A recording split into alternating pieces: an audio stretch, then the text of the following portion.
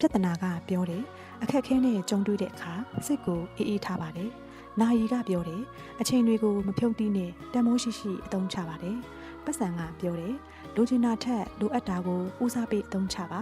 အသုံးနဲ့အဖြုံးကိုမခွဲခြားတတ်ရင်မင်းဘဝမှာငါမရှိတဲ့အခါလူတွေကြားမှာမျက်နှာငယ်ရမယ်တဲ့နေမင်းကြီးကပြောတယ်မင်းဘဝကိုယုံကြည်မှုတွေနဲ့ရှိဆက်ပါလူတွေကအလင်းရောင်ပေးနိုင်တဲ့သူကိုပဲတောင်းတကြတာတဲ့ကောင်းကင်ကြီးကပြောတယ်တိမ်တိုက်တွေမရှိလဲငါအလှနဲ့ငါလှနေတယ်လို့မျိုးတယောက်တည်းရက်တည်နိုင်အောင်လုပ်ပါတယ်တစ်ပင်ကပြောတယ်ဘသူပဲခုနာ